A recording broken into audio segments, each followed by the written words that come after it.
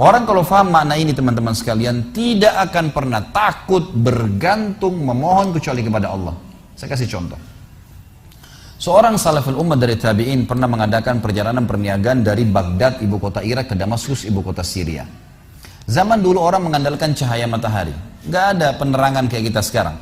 Jadi orang kalau pagi jalan sampai menjelang terbenam matahari, mereka tinggal di situ, tunggu sampai besok, nginep, besok terbit matahari baru jalan lagi. Karena mereka nggak ada penerangan. Orang ini kebetulan sebelum tiba di Damaskus, pas waktu maghrib, dia tiba di sebuah hutan.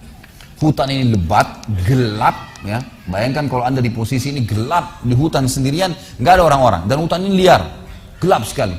Maka dia terpaksa nginap, tunggu besok, terbit matahari baru bisa jalan. Kalau dia keluar juga jadi kacau, kemana-mana jalannya, gitu kan. Maka dia pun wudhu, dia sholat maghrib isya jamak qasar layaknya seorang musafir, lalu dia coba istirahat, tertidur. Di awal malam, kalau kita sekarang sekitar jam 11 malam, dia bangun ingin sholat tahajud. Dia cerita tentang dirinya, ulama angkat kisah ini dalam buku-buku akidah tentang masalah hubungan seorang hamba dengan Allah Azza wa Jalla.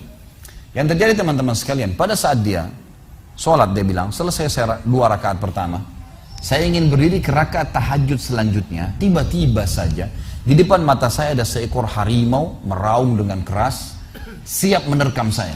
Dan kedengaran dari suara harimau dia kelaparan. Saya waktu itu berpikir, kalau saya lari, pasti saya bisa ditangkap oleh harimau ini. Dia lebih cepat, lebih kuat, gitu kan? Dan matanya lebih tajam. Apalagi ini lokasi memang tempat dia hidup. Saya tidak bisa buat apa-apa. Maka dia bilang tiba-tiba saya teringat dengan Tuhan Allah Azza wa Jalla. Lalu saya berkata pada harimau tersebut. Dia berkata, wahai harimau, kalau seandainya Allah yang telah menciptakan kamu dan saya, ya, mengutusmu untuk memakanku, aku tidak akan melawan. Karena sudah takdirnya. Tapi kalau kau datang untuk mengganggu ibadahku dengannya, bukan karena perintah Allah, maka akan minta kepadanya Allah Azza wa Jalla untuk mematikanmu.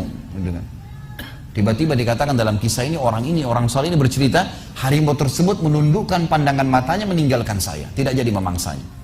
Apa yang kita ambil peran dari sini teman? Apa yang kita ambil pelajaran daripada kisah ini? Harimau pun yang buas makhluknya,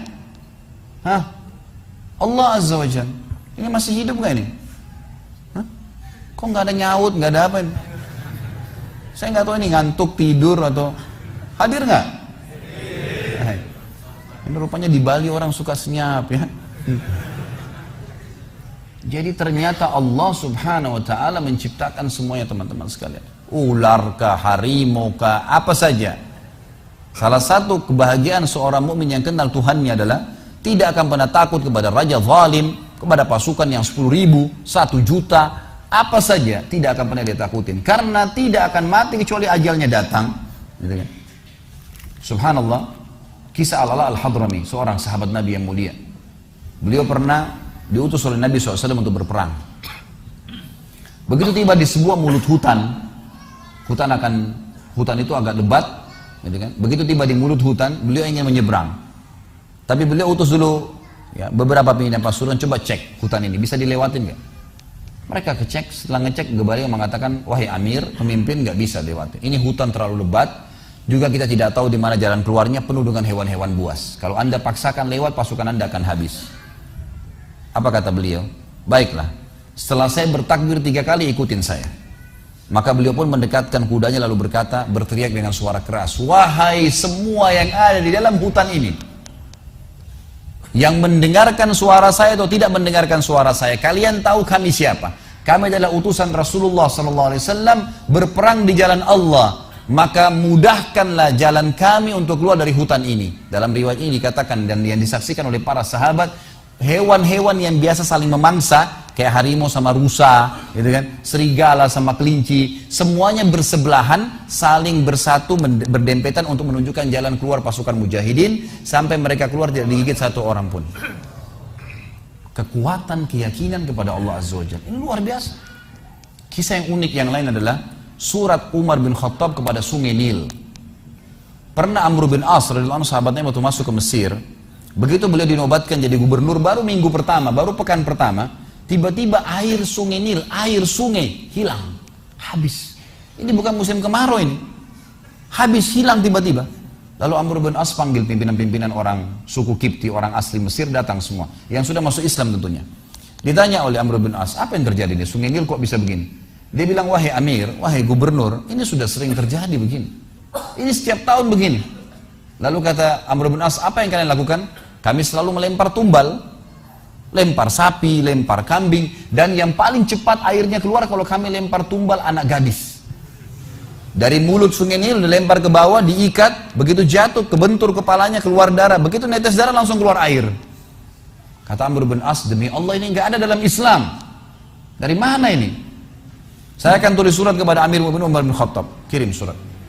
Begitu tiba tangan Umar bin Khattab, Umar mengatakan, wahai Amr bin As, ini balasan surat saya dan bacakan surat saya kepada sungai Nil.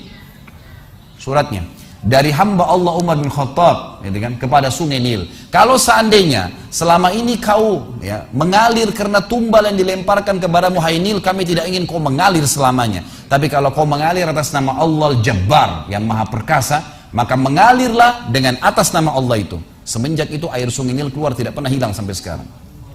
Ternyata permainan syaitan menyesatkan manusia. Coba bagaimana kekuatan akidah seseorang yang sudah mengenal Tuhannya Allah Azza wa Jalla.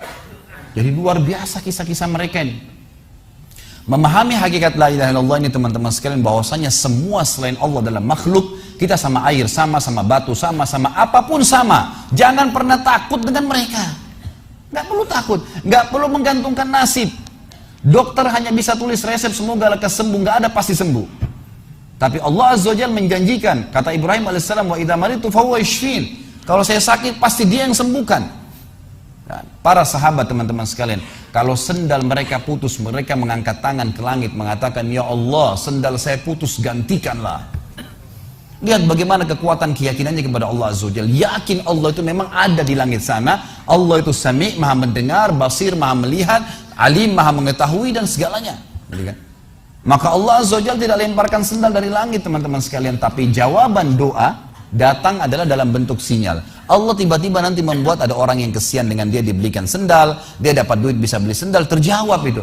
Tapi kekuatan keyakinan mereka adalah Allah Azza wa Jalla. Semuanya langsung berhubungan dengan langit, dengan Tuhannya.